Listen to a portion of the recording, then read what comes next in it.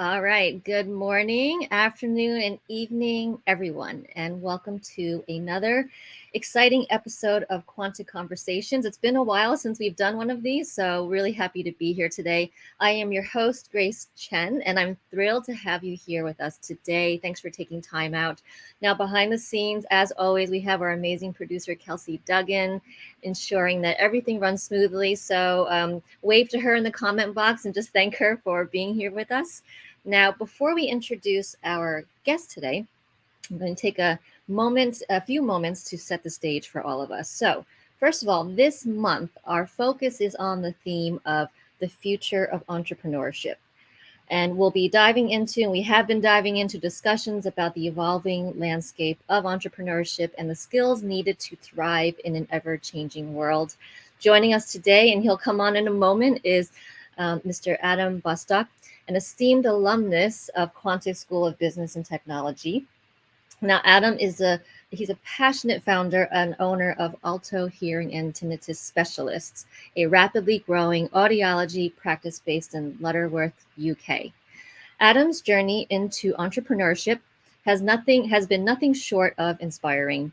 With a bachelor's of science in audiology from the University of Bristol and valuable working experience working as a clinician in the National Health Service, he transitioned into the private sector, assuming various senior management roles at Boots Hearing Care. Adam's commitment to lifelong learning led him to pursue a certificate in management from the Open University and eventually complete Quantic's executive MBA program and graduating April 2022. After completing his MBA, Adam found the confidence and the grit to take the leap and open Alto Hearing and Tinnitus Specialists in June 2022. Since then, his business has exceeded expectations, expanding its team, gaining online traction, actively planning the opening of a second location. Adam's unwavering determination and insatiable curiosity have driven him to embrace calculated risks, enabling him to harness his entrepreneurial spirit and create a thriving business. Becoming his own boss has been the most rewarding decision of his career. We'll check with him to make sure that's true, but so excited to talk to him. Now that we've set the stage and I've kind of framed everything for you, audience. By the way, if you have questions along the way, feel free to put them in the comment box. And if we can, we'll try to get to them, but really just kind of sit back and relax and enjoy the conversation I'm about to have with Adam. So we're ready to dive in now. So if we can bring him on stage, let's get going. How you doing? Okay. Here you are. Yeah. All right. Well, I set things up, Adam. So we're going to have a fantastic conversation. But before we get started, let me just start with a really easy question. What was the last thing you ate or drank? I had a Ferrero Rocher, which is like a little nut chocolate, about 5 minutes ago because someone brought them in today as a present, and I haven't had anything else. So yeah, a Ferrero Rocher chocolate. And you know what? That's a classic one, so you can't go wrong with that. Hopefully, it keeps you energized through our conversation. All right, so really, really excited and thankful that you came on, and I'm pretty sure I must have been stalking your LinkedIn at one point. I don't know. You and I actually graduated the same time last year, Right. April 22. It seems like an eternity ago, doesn't it? It really does. Yeah, you were. I caught you stalking my LinkedIn profile, so I thought I'd just reach out and find out what you were up to. That's what it was. That's what it was. You started the conversation this time. So, audience, what's so great about Adam, you're going to love the conversation we'll have. And his journey is that I was just thinking, it's like a fresh, baked, toasty, hot out of the oven kind of situation. You are right in it with your business. And so we want to talk about, of course, your journey, career-wise, your business, and just some personal elements, just to kind of get into your head a little bit and understand where you're at. I'm going to start with, let's go back in time a little bit. Let's go back a year ago. Mm-hmm. What were you doing a year ago about this time, and what was going on in your head?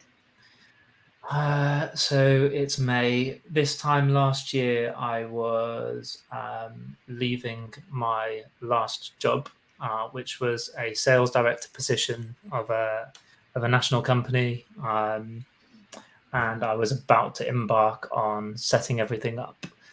So we were just going through the last stages of the business plan, applying for funding and trying to find a location desperately, and putting pieces together. So it wasn't long after graduation, and things were just being put into place. So it doesn't feel like it was that long ago, but so much has happened in that 12 months that it's it was quite a long time ago now I think about it. But yeah, it's both, right? It's an eternity, but it was like yesterday. So that's a pretty dramatic moment in history for sure. And I'm sure there are many things that led up to that moment. And maybe it's not even a moment, really. It's just kind of a series of events that happened, and even since then. And so as you and I chat today, audience, you'll get little snippets of Adam's journey and how different things happened, and also we'll get a sense of what's coming. So I had a hard time deciding which buckets of topics that I wanted to cover with you, because there are actually so many we can talk about. Even just talking about your business alone could occupy the entire conversation. But I actually do want to ask about the work that you do, and you as an expert in the world of hearing. And forgive me if I'm using the wrong terminology. I literally need to know, what is tinnitus? I actually don't know what that is, and maybe some of our audience doesn't know. So if you could just actually start with that. So tinnitus can be described as any sound of an unknown origin in your ears. So quite often it's buzzing or a hissing or white noise, but it can be anything really. And it affects quite a lot of people. In the UK, there's millions of people who go along with tinnitus day to day, and are quite often told by people that there's absolutely nothing you can do about it. And yeah, often it's caused by hearing loss, but sometimes there are other factors at play too. It's a symptom of a problem. But tinnitus is just one of the many things that we kind of delve into with our patients and help them with. It's a problem that when you see a doctor or a GP over here in the UK, a lot of the GPs will tell patients there's nothing you can do about tinnitus, and we get a lot of patients. It's a big factor. There was a reason why we put it in our business name. It's one of those things that really drives talking points with customers, because even as we stand outside, people will come around and say, "Oh, I've had tinnitus for years. They told me there was nothing they could do about it," and it gets us off as a really strong talking point with customers from the off. So yeah, it's one of the many things that we do here. But our general business is around hearing health and hearing care. So that includes hearing testing, provision of hearing aids, hearing devices, assistive devices, I should say. And the earwax removal as well, which is a favorite of mine. That's got to be a fun one. That's got to be their entire YouTube series on those things. Well, it sounds as I was thinking about preparing for our talk today, and I was thinking about my own hearing also. There must be. I'm imagining. I don't know, but is there? Do most people not realize what's going on with their hearing and come to it too late to actually get help? Yeah, that's exactly it. I mean, I've been an audiologist now for over 15 years. I was qualified in 2009.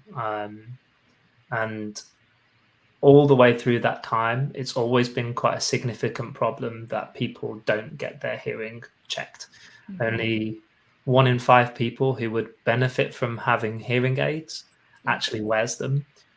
So there's an awful lot of people who would benefit from exploring their hearing health further who don't. And I believe that's the same globally. Certainly in the US, it's the same. And so there is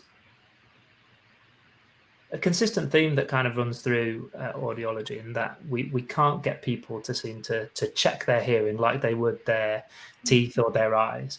And there's a big piece of research that's come out recently, as I think it was about 3 or 4 weeks ago, that was published in The Lancet, that details out the importance of checking your hearing health and getting early intervention when it's right to do so, because there is a strong link between hearing loss and cognitive decline.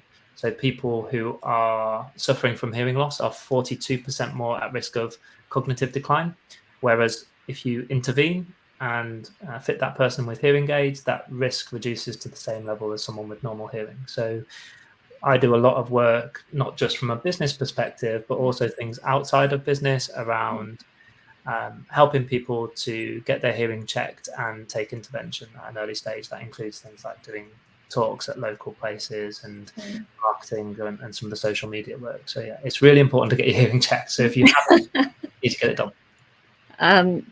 Everyone in the audience, this is such an important, I guess, public service message, right? That we're just not, as people, we're not paying attention to our bodies. And so taking what your expertise area is and kind of just seeing really the need in the world of people not knowing enough, not having enough education, and then the idea of starting your business. Can you kind of talk about, was there a moment or was there a time period where you kind of put these pieces together and, basically, why did you start the business? So I first put a business plan together about 10 years ago.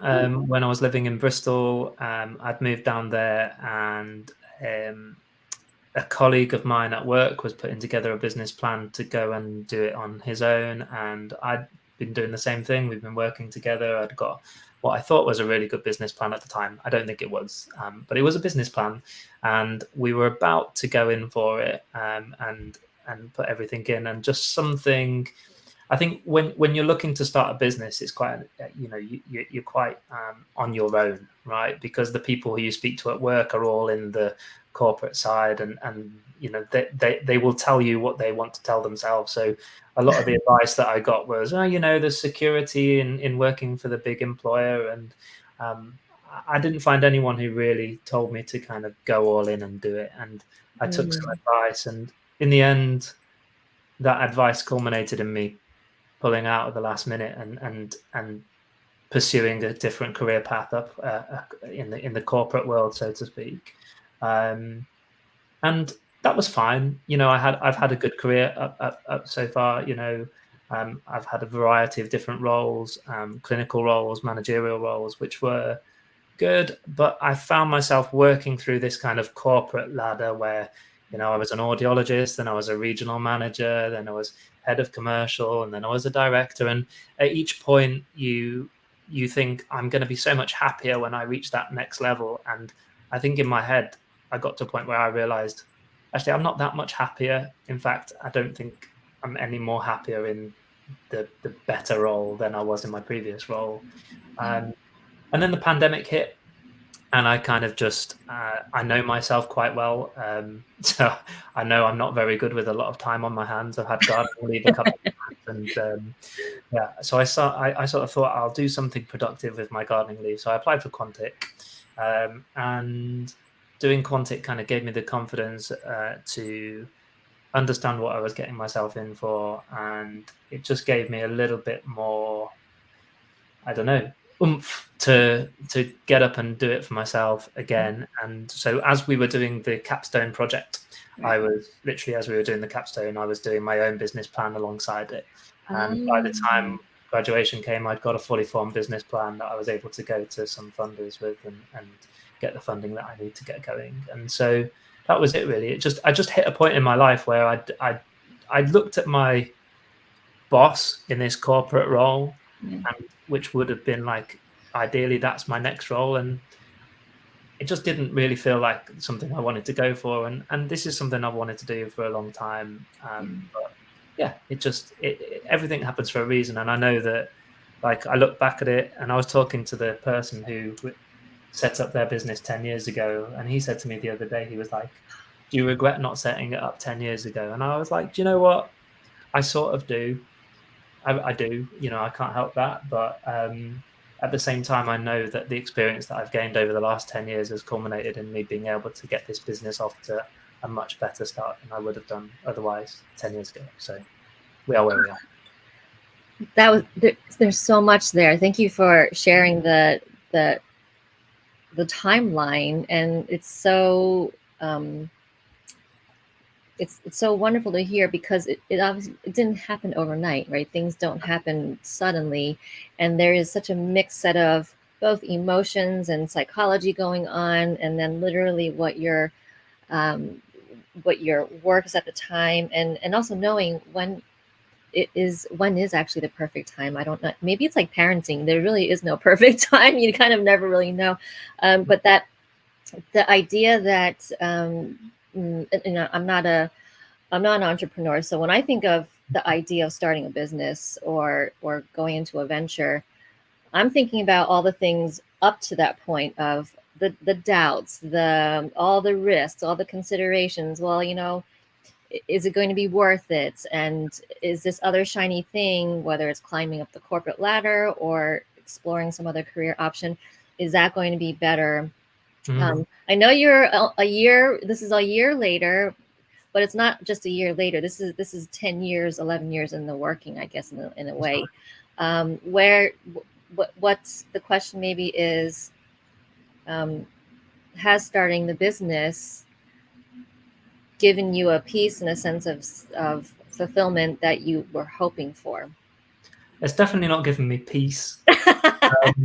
That's okay. That's honest. We like that. We like honest. I'm quite an anxious person anyway. I'm a worrier. I tend to overthink things. I think things through in far much detail. I'm a poor sleeper, and opening a business has not helped any of that whatsoever. Okay. But it has definitely given me a sense of fulfillment. I'm really proud of what we've achieved over the last 12 months. I'm really proud of the way that it's all come together, the team that I've put together. Yeah, it's definitely given me a sense of fulfillment, and I feel in myself like I'm doing the thing that I should be doing. I'm glad that I couldn't imagine going back to doing anything else. That's not to say we're really early days. It's gone really well so far, but it's still really early days. I still get those doubts. I still sit there going, what happens if I wake up next week and the diary's empty and no one ever comes in again?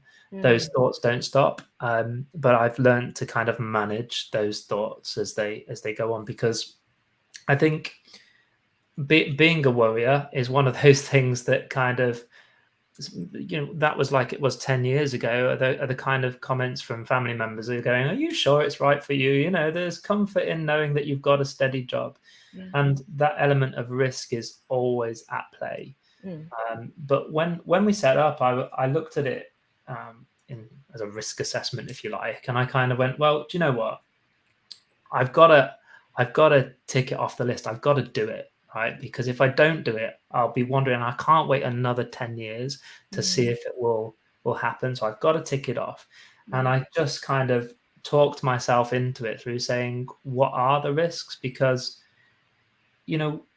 there are limited risks to actually doing it for yourself if you've got it planned correctly. Because if this business was to go, if we were to suddenly fall off the cliff that we're hoping we don't, then I would get a job, right? So that's the risk, right? Right. Yeah, you would take your learnings from it and move on. But I couldn't sit there at home thinking, what if everybody kind of turned to me when we set it up. I know what people were thinking. I know what my dad was thinking, who I'm very close to. He's sort of like, why have you waited till the middle of an economic crisis to set up your business?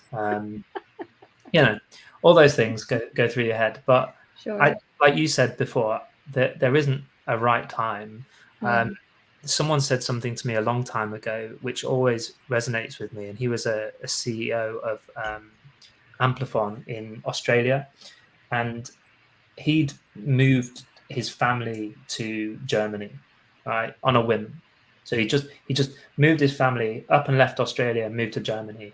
And I said to him, I was like, how did you do that? Like, how can you prepare your family for it? Were you waiting for this role to come about, or was it a case of like, this is the perfect time? And he said to me, look, there is no perfect time, but if you wait for the perfect time, you'll be waiting forever. Yeah. He spoke about this crest of the wave, and he says, look, you've got to be at the crest of that wave to get to all the time, and make sure you're ready for those things that come around unexpectedly, those opportunities that come around, because once those opportunities come around, they might not come around again. And that was my thinking when I started this was, look, I've got a good background knowledge in business now with the MBA.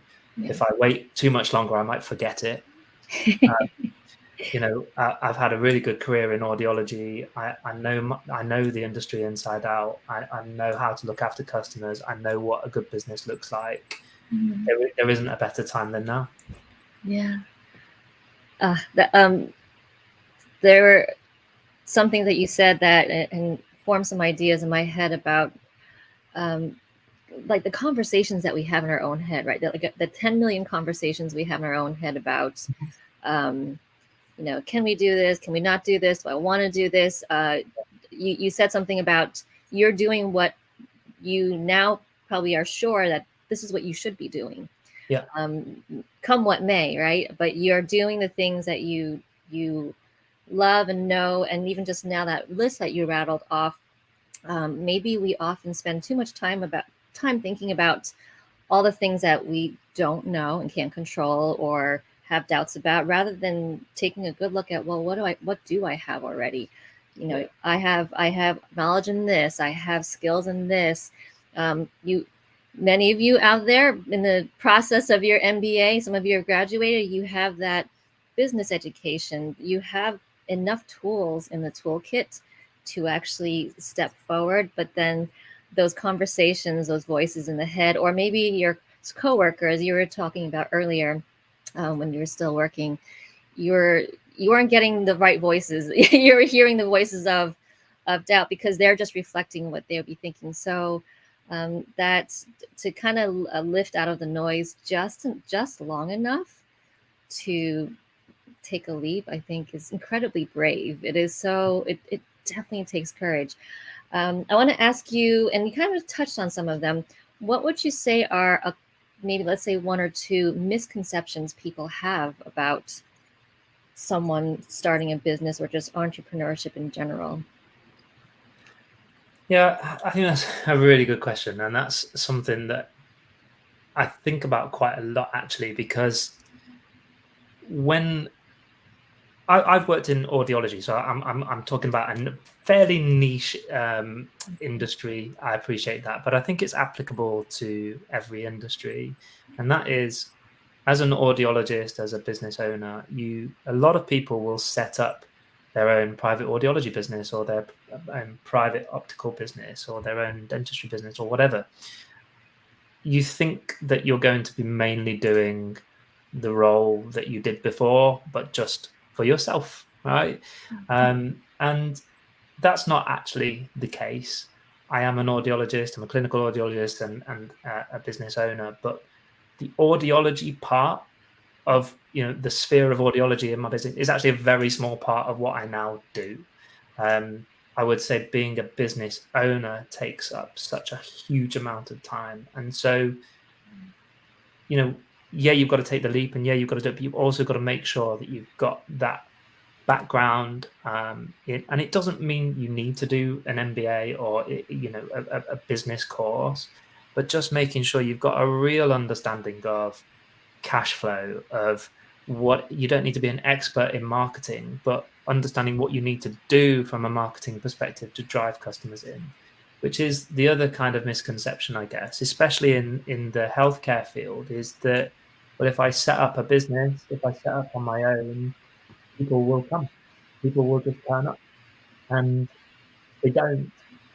It doesn't matter if you've got a great location. People often put a lot of emphasis onto location.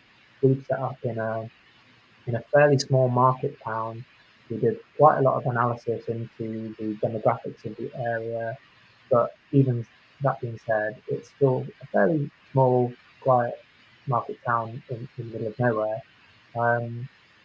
I think you need to make sure you've got your emphasis on marketing. And that's where I see some cases kind of go wrong, is they think, if I get the right location and I've got a good understanding of audiology or a good understanding of the profession that I'm in, people will come. And marketing is so important to get right. It's something that we're still exploring to this day. I mean, we're 10 months in now, and I talk a lot to, I go to this networking group, and we talk a lot about the rhythmic acquisition of customers. What do you do month in, month out that drives people through your door? And we're slowly getting there, but it takes time, it takes testing, it takes patience, it takes sometimes throwing a bit of money down the drain, right? Mm. Of time, because when you start a business, people come out of nowhere offering you what seems like really great deals. They're like, oh, you can take out this one-page advert in a magazine. It's normally £14,000, but we'll do it for you for 150. And you're like, wow, that's a good deal. And I took out about 10 of those things and didn't lead to one person coming in. It's understanding that you can't just do your job, the profession that you know. You've got to become a business owner, and that's what I've been learning how to do over the last 10 months, and what I'm about to do, which I'm sure we'll come on to in a moment, which is, how do you set yourself up not just as a self-employed, but how do you set yourself up as a business owner? Because I think that's one of the biggest misconceptions, is you can't just stroll in and hope that people come, because they don't. That your service or product is so good and is so well thought out that people will just realize that, and that just doesn't happen. You have to make sure that that happens. Now, you talked quite a bit about the marketing aspect. Is that an area that, obviously, you need to do that for your business? Is that an area that you're comfortable with, or you're interested in, or one that you really have to feel like you have to put effort into noticing and listening and learning? Where's your learning curve on that? Always learning. Yeah. I would never say I'm completely comfortable with it. I'm not a marketer by trade. I worked in the marketing and commercial team at Boots, which is like, for the US people, it's like Walgreens, a big national company. So when I worked for those, I sat in the same place. I interacted quite a lot with the marketing team and learned an awful lot from their excellent marketing team there. But I think you can never know marketing, because marketing is always changing, and so you can never become an expert in even in your own field. And so I'm definitely learning as we go along with the marketing side. I would say I'm comfortable with the testing side of it. So I'm a planner, so we've got everything planned out. We worked out fairly quickly what works and what doesn't work. So I stopped throwing money at the publications that don't work. And we work with a local magazine who just really, we just stumbled upon this one thing that really worked. And I was like, wow, that led to so many, we looked at the ROI on it and it was incredible. So we kept on doing it, and we kept on doing it. And now we just do it every 2 weeks. We do the same publication because we know it gets an ROI, and we invest the other money in other places. Google Ads, I've got to admit, I don't understand Google Ads that much. There's too many acronyms, and quite honestly, I don't have the time to understand it, but I need to be on top of that. I need to be on top of that. So we employ someone to do that. So we employ someone every month to keep on top of our SEO, to keep on top of our ad spend, and to make sure the stuff that we're doing is hitting the right spots. So don't be afraid to employ someone when you don't know how to do it, because we do it a lot. I mean, bookkeeping, for example, another thing that we just farm out, because you won't have time to do everything yourself. Right. And if you're going to grow, you're going to need people to do those things for you. Exactly. Let me ask, you and I chatted yesterday a little bit about what we're going to talk about today, where there's a couple of key, maybe milestones or moments, even in the last 12 months in the journey, that stand out to you as whether they were turning points or something exploded or imploded. Anyway, key moments in your journey in the last 12 months. Well, I think the first milestone was opening the doors to the business, obviously, which Yeah. happened last September. Making our first sale of, you know, when someone's paying you money for something and it's going to your bank account, it's like, yes. But yeah, it's such a big moment. Like, I remember getting in the car on the way home and like, yes. But I think look, over the last 12 months, it's been difficult. Like, a lot of it has been really good, and a lot of it has been um, amazing, but at the same time exhausting. And we spoke yesterday about working in your business is not the same as working on your business, right? And someone told me when I've joined, as I said before, I've joined this networking group, which I find is really, really useful because having external voices, people who aren't in your industry, because you tend to find if you just talk to people in your industry, you tend to hear the same things regurgitated and nothing new ever comes along. So I find it really helpful to be able to talk to other people from outside my industry. So there's people there who own furniture shops, there's window cleaners, there's people who own boutiques, there's travel agents, and I just find it amazing to speak to those people. And one of them said to me, she said, if your business requires you, right? So if you're working in your business all the time, and if you were to fall off your bike tomorrow and not be able to come to work, your business wouldn't function, then you don't own a business, you just own your own job. So what you've got to do is make sure that you can own a business. You've got to be able to work on your business rather than in your business. And that kind of resonated with me because, you know, when I'm sitting there at night worrying about things, I do quite a lot of stupid stuff. I ride my bike really fast, and there is a potential chance that, you know, I could injure myself, or I could do something, or I could fall ill. You don't know what happens, Sure. do you? And so my business is at this present moment in time completely and overly reliant on me, which is really dangerous. So and that's the case for a lot of businesses in my industry. You tend to see that people work in their businesses as well as on their businesses. And so I made it kind of my next milestone Yeah. to stop working in my bit, not stop completely, Sure. but just make it so the business is not completely reliant on me. And that milestone is coming up this Thursday when my first clinician starts, employed a clinician, and it's one of those milestones where it's like exciting, it's nerve-wracking, but being able to employ someone to take over the clinical work will mean that I can spread the load a bit. I will still be doing the odd clinic here and there. People who want to see me can still see me, but the business will no longer be imperative. You know, it's not imperative for me to be there for the business to run. And it will open up so much space for me to get involved in other things and to grow the business further. So yeah, a huge milestone. Congratulations. No, that's wow. You're going to be like a parent, kind of like letting go of the baby a little bit and letting it walk on its own 2 feet for with the help of someone else. Do you have are you nervous about it at all?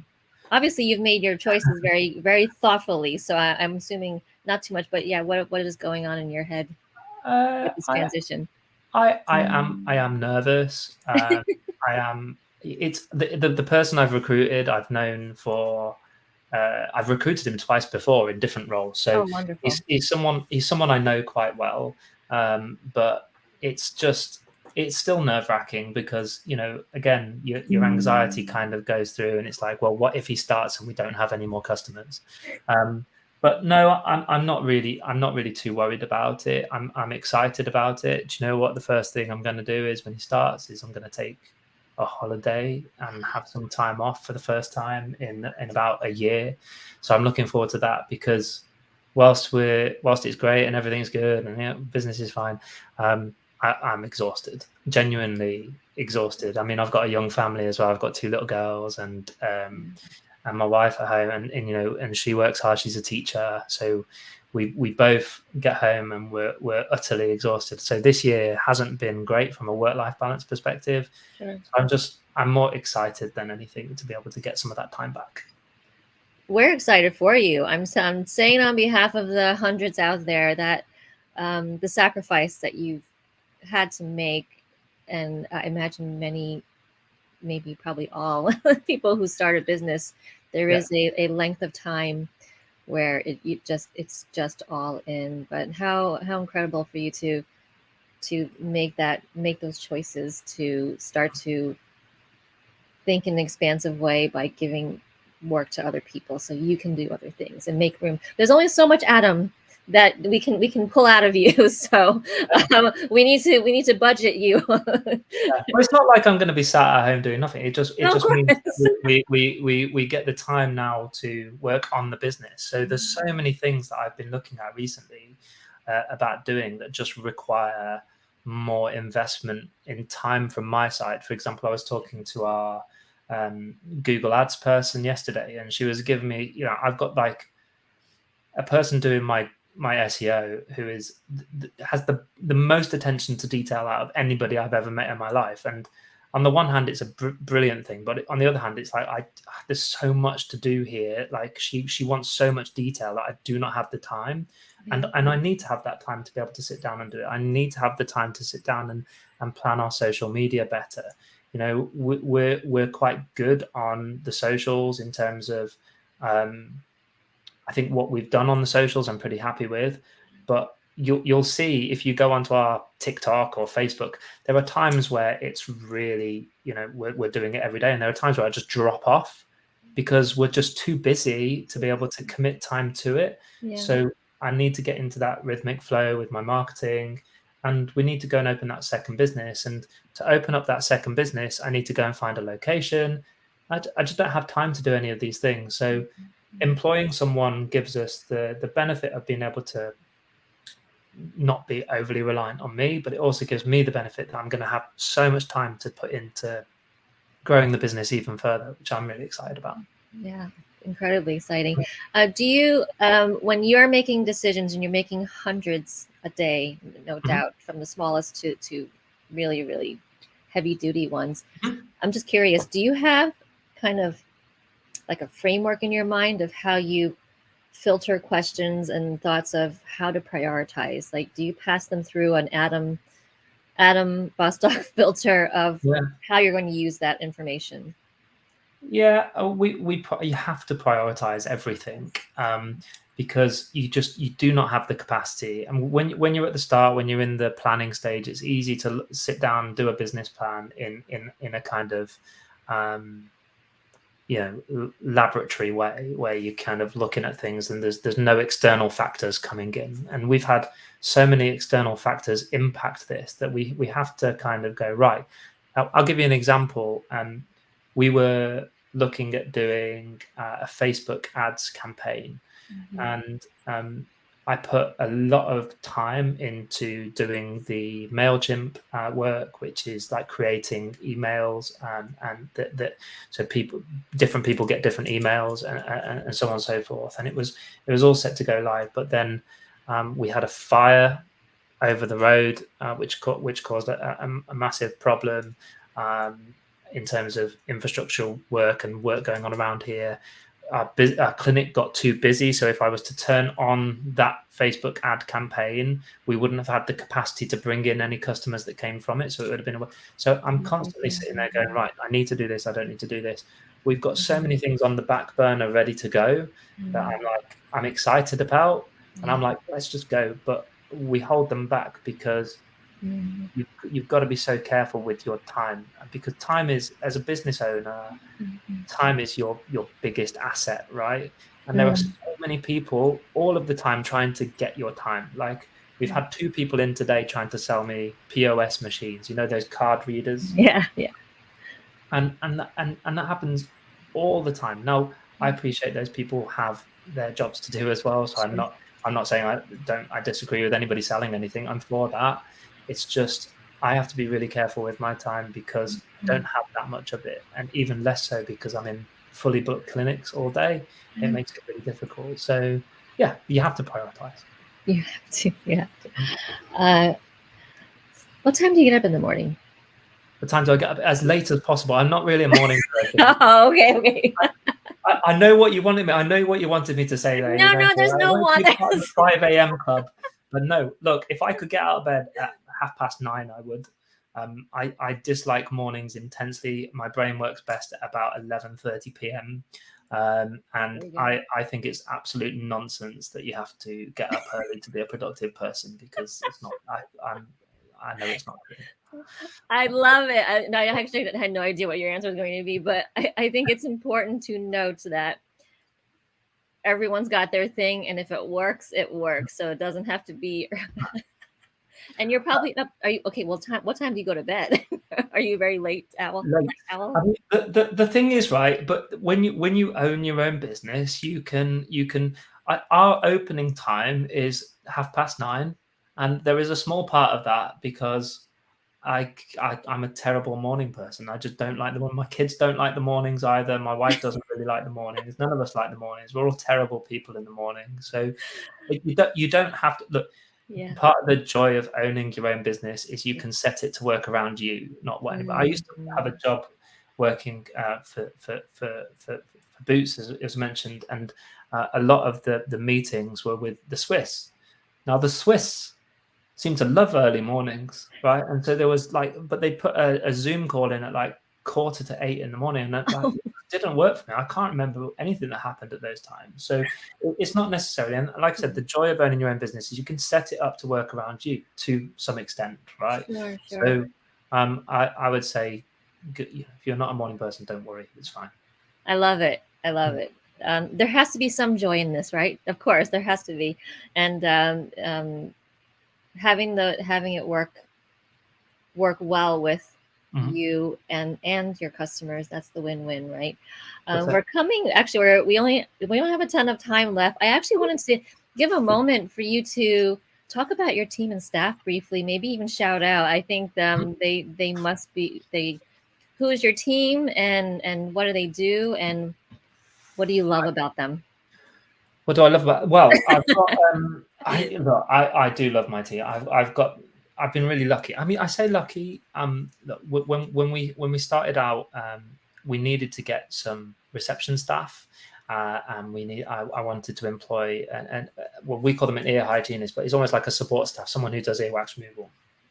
And when I started, we looked around at reception staff, and we looked at the average salary for receptionists, and we just went, right, do you know what?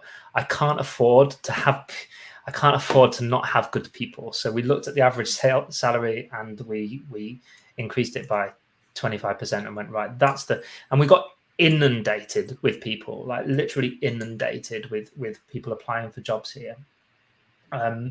But what it did was it gave us the opportunity to get the right people. I have 3 absolutely wonderful support staff and a great audiologist. So we've got Pearl. Pearl is an ear hygienist, but she also works as a practice coordinator. So she runs the front desk, but she also does a clinic on Monday and every other Saturdays. We're also putting Pearl through a foundation degree later on this year. She's absolutely incredible. She's really, really hardworking, and she complements me really well because she's really tidy and really on the ball with stuff. I'm not tidy. I'm messy, and I clutter everywhere that I go. And she just sort of comes in and sorts it out for me without even asking. And honestly, I couldn't imagine this clinic without her. And then we have Lorraine. Lorraine is, again, she's almost the perfect person to have in front house because she's a little bit older and wiser, if she'd say that herself. But she's a hearing aid user herself, which is incredible because, she initially came with one of our competitors' products, and so I swapped her out for that.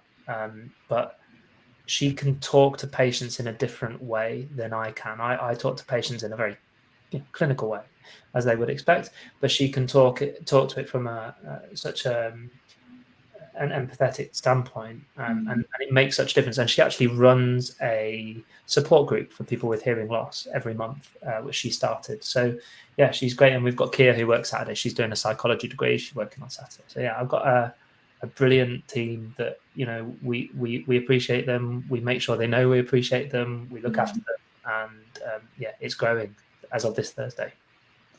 It is growing. And if we speak to you a year from now, I'm sure we will hear about even more of the amazing things that are happening. I'm going to wrap things up, and my takeaway as a listener, and then having this conversation with you, Adam. And if we're thinking about broadly what the entrepreneurial mindset is and what it takes to succeed, in you, I sense and I hear curiosity, humility, transparency. You're just honest, and I think that really goes a long way with yourself and also those you work with. I'm sure. Intentionality, and I think the last word would be integrity of relationship, integrity of the service you bring to your clients, and just, I mean, you really care about what you do. And then the thing that you said earlier is you're doing the thing you're supposed to do.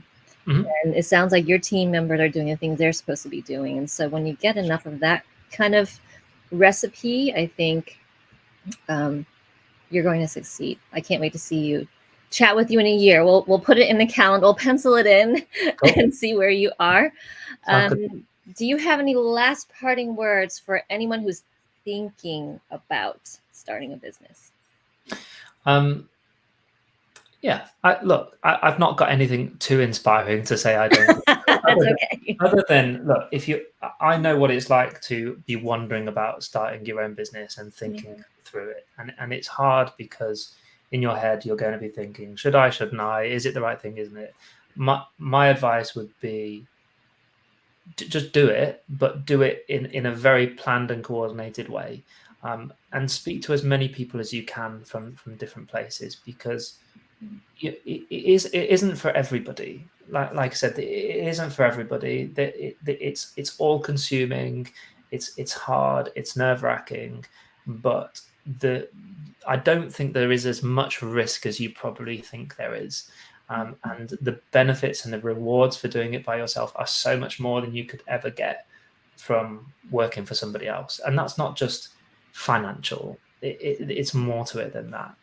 You will be able to control your own life, and for me, that's the biggest thing for me, is I feel a lot more in control. I love that. All right, and that will be our closing thought. Thank you so much, Adam. That was lovely, and we're excited for you. I mean, we all heard what's happening with life this week, and you have a second location that you're going to be opening. So we're rooting for you.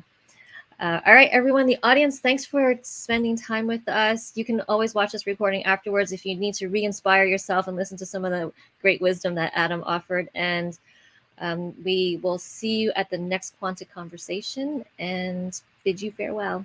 Bye, everyone.